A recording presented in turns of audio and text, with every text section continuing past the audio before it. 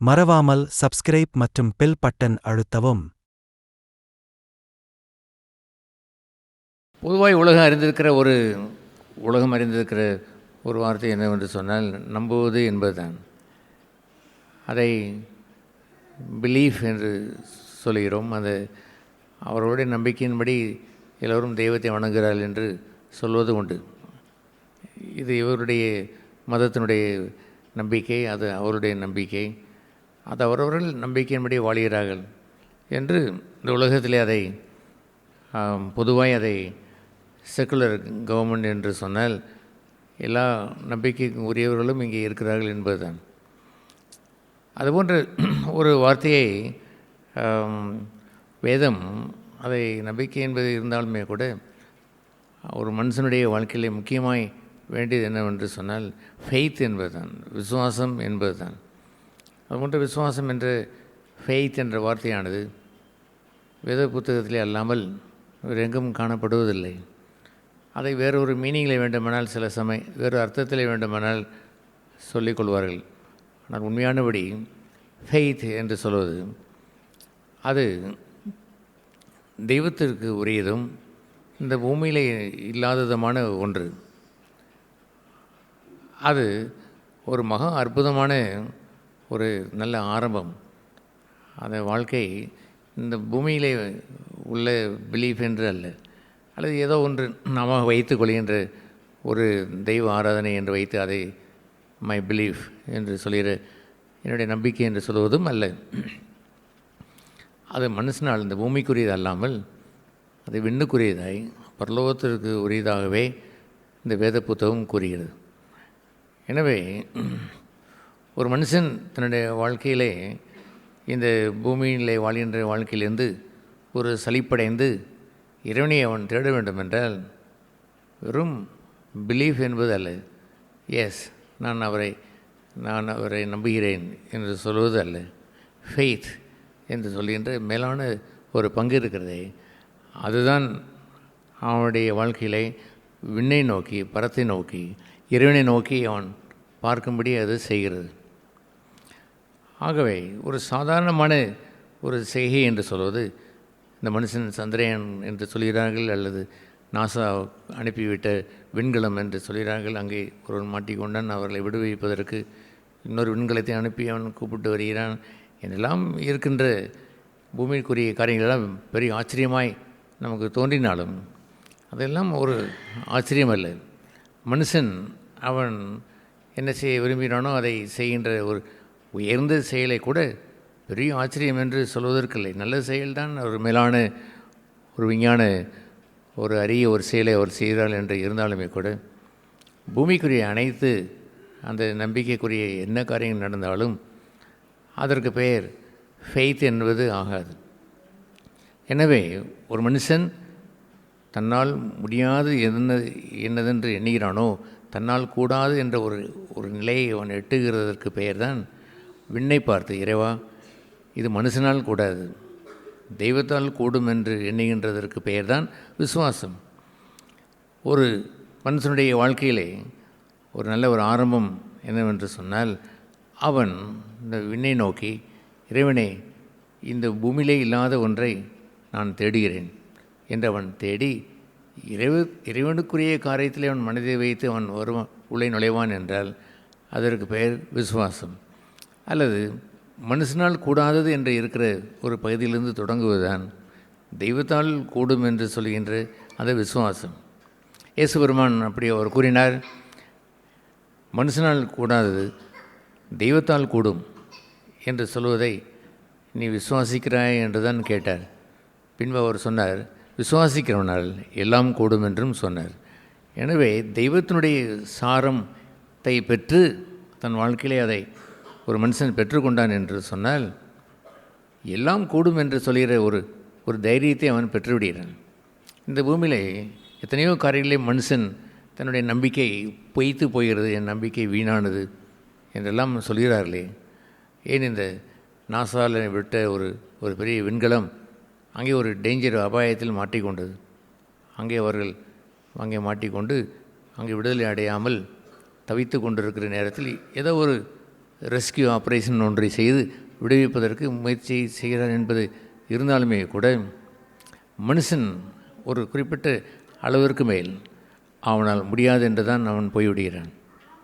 இதை கேட்குற அன்பான சகோதர சகோதரிகளே, உங்களுடைய வாழ்க்கையிலே முதலாவது தொடங்க வேண்டியது என்னவென்று சொன்னால் இறைவன் மேலான அந்த தெய்வத்தின் மேலே உங்கள் கண்களை உயர்த்தி, இறைவா சகலத்தையும் செய்ய வல்லவரே உம்மை நான் விசுவாசிக்கிறேன் என்று சொல்லுகிற ஒரு இடம் இருக்கிறதே, அதுதான் மேன்மையானது. அது என்ன இடம்? மனுஷனால் கூடாதது தெய்வத்தால் கூடும் என்பதுதான். இந்த வேத புத்தகம் 2 புத்தகங்களை 2 பகுதி கொண்டது. ஒன்று பழைய ஏற்பாடு, இன்னொன்று புதிய ஏற்பாடு. பைபிள் என்று சொன்னால் பை என்று சொல்வது 2, பைசைக்கிள் என்றால் 2 சக்கரம் கொண்டது. ட்ரை சைக்கிள் என்று சொன்னால் 3 சக்கரங்களை கொண்டது. அதுபோல் பிபிலியோஸ் என்று சொல்கின்ற 2 பரிசுத்தமான புத்தகங்கள் அடங்கியது தான் பைபிள். பழைய ஏற்பாட்டிலே சொல்லப்பட்ட அந்த பைபிள், முதலாவது இருக்கக்கூடிய பழைய ஏற்பாடு இயேசு கிறிஸ்துவிடத்திலிருந்து தொடங்கி இந்த நாள் வரைக்கும், பின்பு முடிவு, இந்த உலகம் முடிவு வரைக்கும் இருப்பதற்கு பெயர் புதிய ஏற்பாடு. ஆகவே இந்த பழைய ஏற்பாட்டிலே ஒன்றை மனிதனுக்கு இறைவன் விளங்க செய்ய முடியும்படி படும்படி விரும்பினார். ஆகவே அந்த எபிரேயர் 11ஆம் அதிகாரத்தில் இந்த பழைய ஏற்பாட்டினுடைய ஒரு சாரம் சொல்லப்பட்டிருக்கிறது. அது என்ன சாரம் என்று சொன்னால், மனுஷனால் இது எப்படி கூடும் என்று சொல்கின்ற ஒரு சாரம். அதை ஏற்றுக்கொள்வதற்கு பெயர் தான் விசுவாசம் என்று பெயர். தெய்வம் இந்த உலகத்தை அவர் எப்படி சிருஷ்டித்தார் என்று கூறும் பொழுது அதுவே ஒரு பெரிய மனுஷனால் கூடாத ஒரு காரியம். அந்த எபிரேயர் 11ஆம் அதிகாரம் அல்லது அந்த பழைய ஏற்பாட்டினுடைய ஒரு சாரம் என்னவென்று அங்கே வாசிக்கிறோம். அந்த 3ஆம் வசனத்தில், விசுவாசத்தினாலே நாம் உலகங்கள் தேவனுடைய வார்த்தையினால் உண்டாக்கப்பட்டதென்றும் இவ்விதமாய் காணப்படுகிறவைகள் தோன்றப்படுவைகளினால் உண்டாகவில்லை என்று அறிந்திருக்கிறோம். இப்பொழுது பார்க்கிற இவைகளெல்லாம் இவையிலிருந்து தோன்றப்படுகின்ற வைத்து அது உருவாகவில்லை என்று நாம் அறிந்திருக்கிறோம். ஒரு வாட்ச் இருக்கிறது என்று சொன்னால் இந்த வாட்சை அது இருக்கிற பொருளை வைத்துத்தான் செய்தார்களே அல்லாமல், ஏதோ இருக்கிறதை தோன்றியதை வைத்து செய்து வைத்ததை அல்லாமல் இல்லாதவைகளை வைத்து அது உருவாவதில்லை. இந்த உலகில் அவன் ஒன்றை உருவாக்க வேண்டுமென்றால் இருக்கிறதை வைத்துத்தான் உருவாக்க முடியுமே அல்லாமல், இவ்விதமாய் ஆச்சரியமான இப்பொழுது நான் பார்க்கிற இந்த உலகமானது தோன்றப்படைவுகளால் உண்டாகவில்லை என்று அறிந்திருக்கிறோம். இந்த உலகத்தை தெய்வம் எப்படி படைத்தார் என்று ஆதியாகமம் 1ஆம் அதிகாரத்தில் எழுதியிருக்கிறது. அவர் ஒன்றுமில்லாமையிலிருந்து, இட் வாஸ் எம்டி, ஒன்றுமில்லாமையிலிருந்து தெய்வம் உலகத்தை சிருஷ்டித்தார் என்று எழுதியிருக்கிறது. அது ஒரு ஆச்சரியமான, ஒரு மனுஷனால் கூடாத ஒரு காரியம் அல்லவா? ஆகவே விசுவாசத்தை எப்படி அவர் பழைய ஏற்பாட்டிலே நமக்கு விளங்க செய்கிறார் என்று சொன்னால், மனுஷனால் கூடாதது தெய்வத்தால் ஆகும் என்று எண்ணுகின்ற ஒரு இடம் இருக்கிறதே, அதற்கு பெயர் தான் அந்த விசுவாசம். அந்த ஆதியாகமம் 1ஆம் அதிகாரத்திலே அதை எழுதப்பட்டிருக்கிறது. நீங்கள் காண்கின்ற இந்த உலகம் எதையோ வைத்து அவர் உருவாக்கவில்லை. இந்த உலகம் ஆனதை குறித்து விஞ்ஞானிகள் சில சரித்திரபூர்வமான ஏதோ ஒரு இந்த பில்லியன்ஸ் ஆஃப் இயர்ஸ், கோடி ஆண்டுகளுக்கு முன்பாக கோளங்கள் இருந்தது என்றும், அந்த கோளங்கள் ஒன்றுக்கொன்று மோதியது என்றும், அந்த மோதிய வெப்பத்திலிருந்து சிதறியதான் இந்த இந்த சூரியன், சந்திரன், இந்த பூமி என்று சொல்வார்கள். அப்படியெல்லாம் வேதம் கற்றுக் கொடுக்கவில்லை. ஏன் அப்படி அவன் சொல்கிறான் என்றால், உலகம் தோன்றப்படிகளை வைத்துத்தானே உருவாகியிருக்க வேண்டும். ஆகவே ஏதோ உருண்டையான சில கோளங்கள், அந்த வாயுக்கள் என்று சொல்கிற அந்த பகுதியை அது மோதி உடைந்து தானாக உருவாகிறது என்று அவன் சொல்லுவதற்கு முயற்சி செய்கிறான். ஏனென்றால் அதை எப்படி ஒன்றும் இல்லாமலிருந்து இறைவன் ஒன்றை உருவாக்க முடியும்? ஒன்றுமே இல்லாமல் எப்படி உருவாக்க முடியும்? அப்படித்தான் அவன் எண்ணுகிறான். தோன்றப்படுகளை வைத்து தான் உலகம் உருவாகியிருக்க வேண்டும் என்று எண்ணும் பொழுது, இங்கே எழுதியிருக்கிற வார்த்தையை பார்த்தீங்களா? இப்பொழுது நாம் காண்கின்ற இந்த உலகம் தோன்றப்படுகளால் உண்டாகவில்லை என்று அறிந்திருக்கிறோம். That is faith. அதுதான் விசுவாசம். இல்லாத இடத்திலே, ஒன்றும் இல்லாமையிலே தெய்வம் சகலத்தையும் உருவாக்குறார் என்பது விசுவாசம். ஒரு நீண்ட பட்டியலை அங்கே அவர் கூறும் பொழுது நிறைய எழுதப்பட்டு இருக்கிறது. உடனே நாம் அதை பார்க்க வேண்டும் என்றால் எல்லாம் விசுவாசம் விசுவாசம் என்று தான் கூறுகிறது. இங்கே உள்ள ஒரு பகுதியை பாருங்கள், 29ஆம் வசனத்திலே, விசுவாசத்தினாலே அவர் சிவந்த சமுத்திரத்தை உலர்ந்த தரையை கடந்து போவதை போல கடந்து போனார்கள். இது ஒரு ஆச்சரியமான ஒரு காரியம் அல்லவா? இப்பொழுதும் ரெட் சி என்று சொல்கிற இஸ்ரேல் பக்கத்தில் எகிப்துக்கும் இஸ்ரேலுக்கு நடுவே ஓடுகிற ஒரு சிவந்த சமுத்திரம் என்று இருக்கிறதே, பெரிய சமுத்திரம். இந்த அரபிக்கடல், வங்காள விரிகுடா கடல், இந்திய பெருங்கடல் என்றெல்லாம் சொல்கிறோமே, அதுபோன்று இருக்கக்கூடிய ஒரு மிகப்பெரிய ஒரு கடல் தான் இந்த செங்கடல். இங்கே விசுவாசம் என்று சொல்வது சாதாரணமானதல்ல, மனுஷனால் கூடாத தெய்வத்தால் ஆகின்ற ஒன்றிற்கு பெயர் தான் விசுவாசம். தெய்வம் என்ன செய்தார்? அந்த செங்கடலையே அவர் இரண்டாய் பிளந்து தம்முடைய ஜனங்களை வழி இல்லாத அந்த நேரத்தில் ஒரு வழியை உண்டாக்கி கட்டாந்தரையிலே ஒரு சாதாரணமான ஒரு தரையிலே நடப்பதை போல் அவர்களை உலர்ந்த தரையிலே அந்த தண்ணீரை விளைக்கின உடனே கொஞ்சம் ஈரமாவது இருக்க வேண்டுமே, அது கூட இல்லை. நன்றாக உலர்ந்த காலாகாலமாய் இருக்கக்கூடிய அந்த சமுத்திரம் ஈரங்கூட இல்லாதபடி உலர்ந்த தரையிலே வரும்படி வழியை அவர் திறந்தார் என்று எழுதியிருக்கிறதே, அதற்கு பேர் தான் விசுவாசம். இல்லாத ஒன்றை அதை பரத்திலிருந்து தெய்வம் செய்தார். இறைவன் செய்த செயலெல்லாம் சாதாரணமானது அல்ல, மிகப்பெரிய ஒரு பகுதிக்கு பேர் தான் விசுவாசம் வேண்டும். பின் அடுத்த வசனத்திலையும் இவ்வாறு எழுதப்பட்டிருக்கிறது, விசுவாசனாலே அந்த 30ஆம் வசனத்திலே எரிகோ பட்டணத்தினுடைய மதில்கள் சும்மா சுற்றி வந்தவுடனே அது விழுந்தது என்று எழுதியிருக்கிறது. இறைவன் சொன்னார், எப்படி இவ்வளவு பெரிய மதிலை நாங்கள் தாண்டி உள்ளே போக முடியும் என்று சொன்ன பொழுது, நீங்கள் இறைவனை துதி பாடிக்கொண்டு 7 நாள் சுற்றி வாருங்கள் போதும் என்று சொன்னார். அவர்கள் சுற்றி வந்தார்கள். இறைவன் சொன்னபடியே அந்த எரிகோ மதில் கீழே விழுந்ததே. எப்படி அந்த அவ்வளோ பெரிய எரிகோ மதில் கீழே விழுந்தது? அதற்கு பேர் தான் விசுவாசம். மனுஷனால் கூடாதது தேவனால் கூடும், விசுவாசிக்கிறவனால் எல்லாம் கூடும் என்ற பகுதியை மனிதனோடு அதை சேர்த்து வைத்து இந்த காரியங்களை நடத்தியிருக்கிறாரே. சிவந்த சமுத்திரத்திலே நடத்தியிருக்கிறார். அந்த விசுவாசத்தினாலே எரிகோ மதிலை விழும்படி அதை செய்திருக்கிறார். இதுபோன்ற ஒரு பங்கை தான் மனுஷன் பெற வேண்டும். மானிடர்களாகிய நாம் இந்த பூமியிலே ஒரு இடத்திற்கு ஃபுல் ஸ்டாப் வைத்து விடுகிறோம். என்ன ஃபுல் ஸ்டாப் வைத்து விடுகிறோம்? இனி முடியாது, இனி எந்த ஜென்மத்திலும் முடியாது. எத்தனையோ ஒரு ரீசெண்டாக ஒரு பெரிய ஒரு சயின்டிஸ்ட், ஒரு பெரிய ஒரு பல டாக்டரேட் பெற்றவர், அவரை நாங்கள் காப்பாற்ற முயற்சித்தோம், முடியவில்லை, இறந்து போய்விட்டார் என்று சொல்கிறார்களே, அதுபோல் மனுஷனால் அவ்வளோதான் முடியும், அதற்கு மேல் முடியாதென்று வருகிற இடத்தில்தான் விசுவாசம் தொடங்குகிறது. அந்த விசுவாசம் என்பது தெய்வத்தோடு தொடங்குவதாய் இருக்கிறதே பாருங்கள். அதைத்தான் மனுஷன் பெறாதபடினாலே இந்த பூமியிலே அவன் அல்லல் பட்டு வாழுகிறான். விசுவாசத்தினாலே நீதிமான் என்று சொன்னால் அதை விசுவாசிக்கிறவனுக்கு பெயர் நீதிமான், பிழைப்பான் என்று எழுதியிருக்கிறது. அவன் என்றென்றும் பிழைத்து நேற்றும் இன்றும் என்றும் கஷ்ட நேரத்திலும் துன்ப நேரத்திலும் வேதனை நேரத்திலும் தங்களுக்கு ஒரு தெய்வம் உண்டென்ற விசுவாசத்தை வைத்து அவர்கள் ஜெயத்தை பெற்றுவிடுகிறார்கள். அது செங்கடலாக இருந்தால் என்ன, அல்லது எரிகோ பட்டணம் போல் இருக்கக்கூடிய அந்த மதில் சுவராக இருந்தால் என்ன, அக்னி ஜுவாலையாக இருந்தால் என்று கிளையெல்லாம் எழுதி வைக்கப்பட்டிருக்கிறது. இந்த அக்னி ஜுவாலை வந்தால் என்ன, அதையெல்லாம் தாண்டி அவர்கள் பிழைத்திருப்பார்கள், அவர் வாழ்வார்கள்.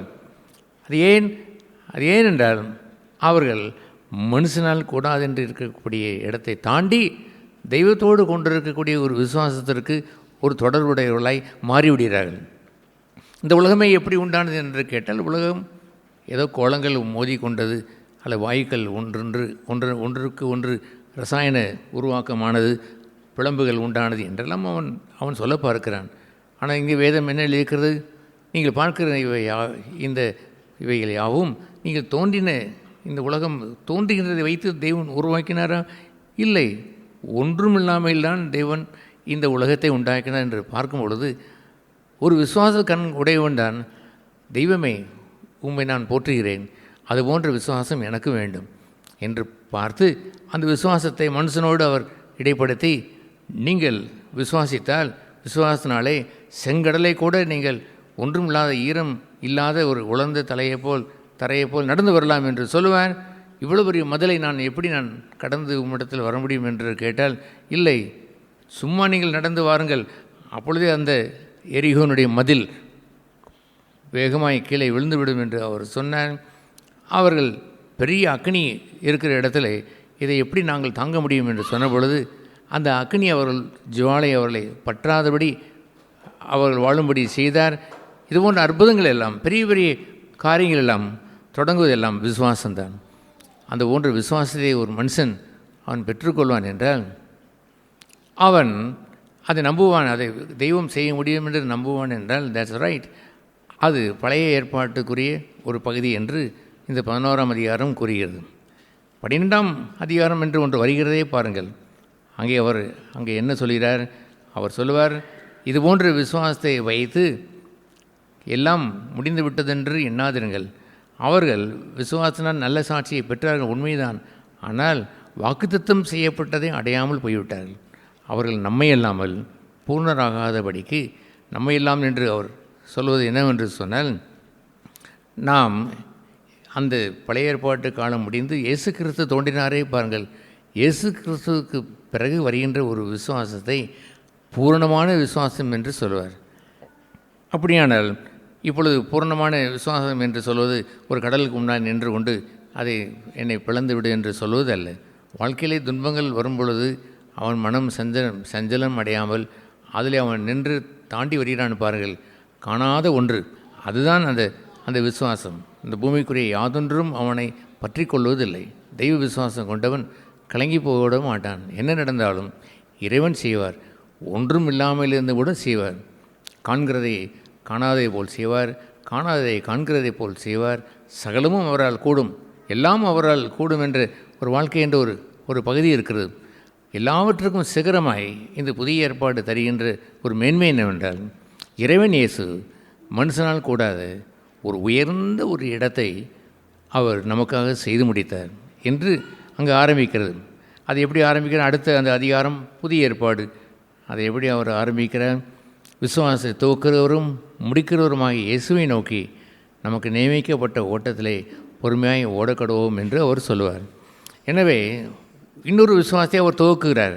அதுதான் இந்த புதிய ஏற்பாடு. என்ன விசுவாசத்தை அவர் துவக்குகிறார்? மனுஷனால் கூடாத ஒன்று என்னவென்று சொன்னால், இந்த பூமியிலிருந்து, இந்த பூலோகத்திலிருந்து, இந்த பாவ வாழ்க்கையிலிருந்து விடுபட்டு தெய்வத்தின் பிள்ளையாய் மாறுகிற ஒரு இடம் இருக்கிறதே, அது மனுஷனால் கூடாது. உங்கள் பாவங்களை நீங்களாகவே கழுவிக்கொள்ளவும் உங்களால் கூடாது. நீங்கள் எவ்வளோதான் சமுத்திரத்திலே போய் விழுந்து அந்த புனித நீராடி வந்தாலும் உங்கள் பாவங்கள் உங்களை விட்டு போவதில்லை. அதுதான் கூடாத ஒன்றை செய்யும்படிக்கு இயேசுபிரான் சிலுவை என்ற அந்த பகுதியிலே வந்து மனுஷருக்காக இரத்தத்தை சிந்தி அவர்களுடைய பாவங்களை மன்னிப்பதற்கு சிந்தினாரே, அதை விசுவாசிக்கிற ஒருவன், இதுதான் பெரிய விசுவாசம் என்று இந்த 12ஆம் அதிகாரம் சொல்கிறது. 11ஆம் அதிகாரம் சொல்வதெல்லாம் இந்த பழைய ஏற்பாட்டிலே உள்ள காரியங்களை மக்கள் விளங்கும்படி இல்லாத ஒன்றை, முடியாத ஒன்றை செய்து காட்டுகிற வாழ்க்கையை அங்கே சொல்லப்பட்டது பாருங்கள்.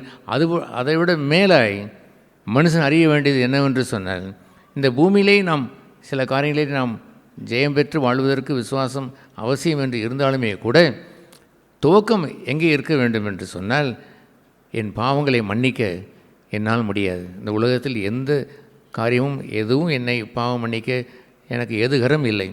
மனுஷனை ரட்சிக்க இயேசுவின் நாமம் அல்லாமல் வேறொரு நாமமே இல்லை என்று அறிந்து இயேசு ஒரு விசுவாசத்தை துவக்குகிறார். அந்த விசுவாசம் உங்களுடைய ஆன்மா ரட்சிக்கப்படுவதுதான்.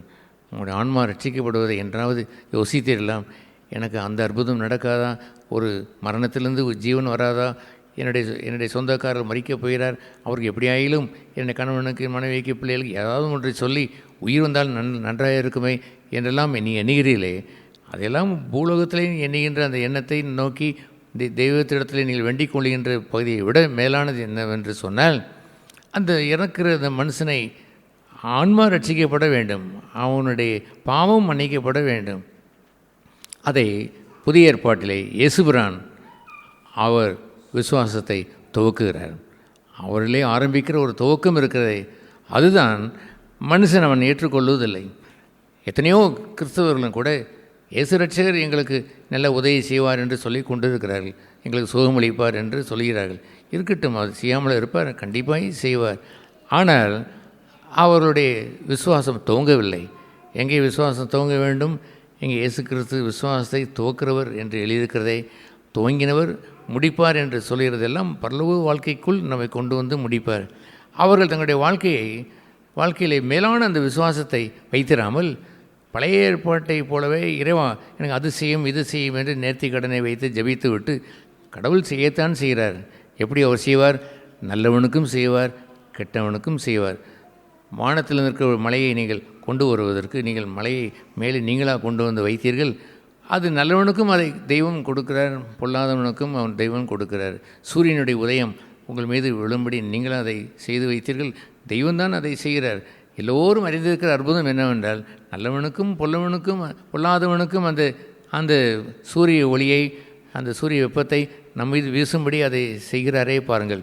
அதுபோன்ற ஒரு காரியத்தை விட மேலாக ஒவ்வொருடைய வாழ்க்கையிலையும் ஒரு உயர்ந்த விசுவாசம் வேண்டும். அந்த விசுவாசம் என்னவென்று சொன்னால் உங்களுடைய ஆன்மா ரட்சிக்கப்பட வேண்டும். உங்களுடைய ஆன்மா பாவம் மன்னிப்பு பெறாமல் நரகத்திற்கு போய்விடக்கூடாது. இறைவனை விட்டு நீங்கள் விலகி கெட்டு போய்விடக்கூடாது. அந்த 11ஆம் அந்த அதிகாரத்திற்குரிய முன்பாக ஆரம்பிப்பதற்கு முன்பாக என்ன எழுதியிருக்கிறது தெரியுமா? அந்த கடைசி பகுதிகளை 10ஆம் வசனத்தினுடைய கடைசி பகுதிகளை நாமோ கெட்டுப்போக பின்வாங்கிறவர்களாக இராமல் ஆத்மா ஈடேற விசுவாசிக்கிறவர்களாக இருக்கிறோம். கெட்டு போய்விடாதபடி, நரகத்திற்கு போய்விடாதபடி இந்த ஆத்மா ஈடேற வேண்டும். அதைத்தான் இயேசுபிரான் நமக்கு நல்ல விசுவாசத்தை அவர் துவங்குகிறார். இல்லை என்றால் உங்களுடைய ஆன்மா கெட்டு போய்விடும். ஆன்மா என்று சொல்வது பரவாயில்லை போகட்டும் என்று எண்ணாதீர்கள். அந்த ஆன்மாவில்தான் சமாதானம் வர வேண்டும், மகிழ்ச்சி வர வேண்டும். அந்த ஆன்மாவில்தான் சகலவிதமான ஈவுகளும் நன்மைகளும் அடங்கி இருக்கிறது. நல்ல நற்குணம் எல்லாம் அந்த ஆத்மாவில் தான் வந்து தங்க வேண்டும். உங்களுடைய இச்சை அடக்கம், சாந்தம், பொறுமை எல்லாம் ஆத்மாவில் தான் வர வேண்டும். ஆத்மா ஈடேறாமல் இந்த உலகத்தில் எந்த மகிழ்ச்சியும் உங்களுக்கு கிடைக்கப் போவதில்லை, சமாதானம் கிடைக்கப் போவதில்லை. அவரே இயேசுபிரான் நமக்கு சமாதானத்திற்கு காரராகி சமாதானத்தை உண்டு பண்ணினான் என்று எழுதியிருக்கிறதே, அதை மனுஷன் செய்துவிட இயலாது, தெய்வம்தான் தர முடியும். எனவே நல்ல விசுவாசனுடைய துவக்கம் என்னவென்று சொன்னால் நம்முடைய ஆன்மா ஈடேற வேண்டும். நம்முடைய ஆன்மா கெட்டு போய்விடக்கூடாது. அதை ரட்சிப்பதற்காக இயேசுபிரான் ஏதோ ஒரு செயலை செய்யவில்லை. சரி, உன்னுடைய காரியங்கள் எல்லாம் ஈடேறட்டும் என்று சொல்லி அதை செய்யவில்லை. தன்னுடைய சொந்த உயிரையே அவர் தந்து அந்த இரத்தத்தினாலே நம்முடைய பாவங்களை கழுவி ஆத்மாவை ஈடேறும்படி செய்வது தான், அதை நீங்கள் நம்புவது தான் விசுவாசம்.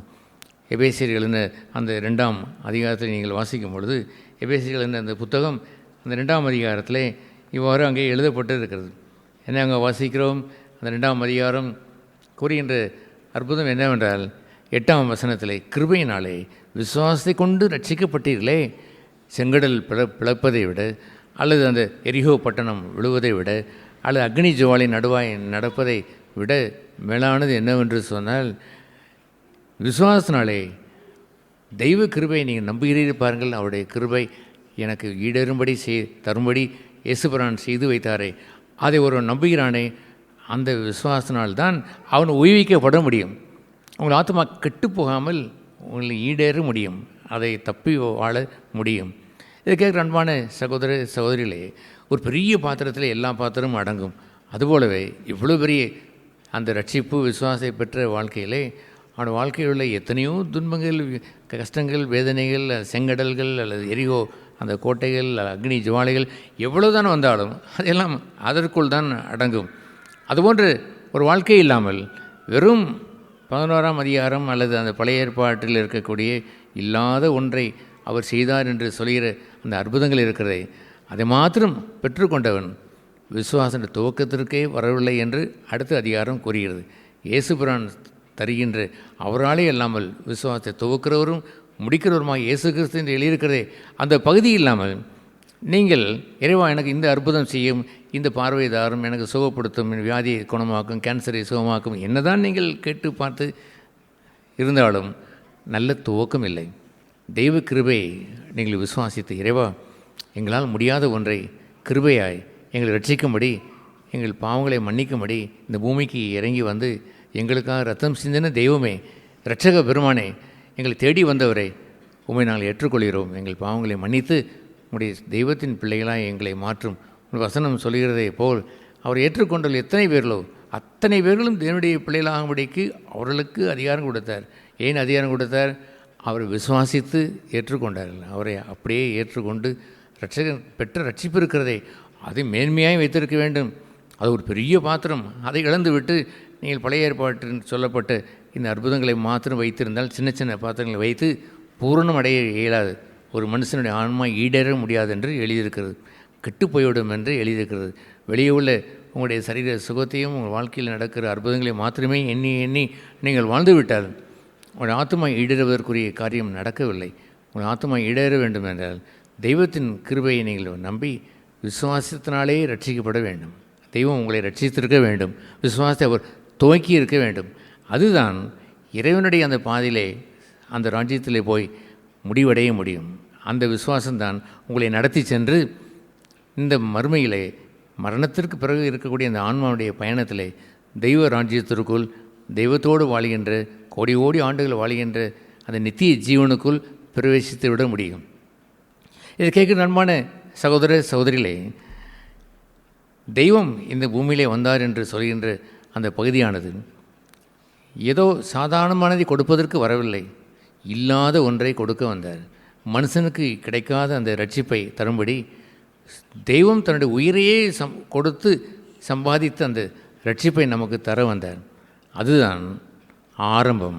உங்களுடைய வாழ்க்கையிலே சிறந்த ஆரம்பம் என்று இந்த பரிசுத்த வேதாகமத்திலே உள்ள அந்த புதிய ஏற்பாட்டில் உள்ள இரண்டாவது இயேசு கிறிஸ்துவினால் உண்டான அந்த ஆரம்பம் உங்களுக்கு உண்டாக வேண்டும். அதுபோன்ற வாழ்க்கையை நாங்கள் பெற்றிருக்கிறோம். நீ யாவரும் பெற்றுக்கொண்டு நல்ல விசுவாச துவக்கத்தை செய்துவிட இறைவன் அருள் புரிவாராக. மறவாமல் சப்ஸ்கிரைப் மற்றும் பெல் பட்டன் அழுத்தவும்.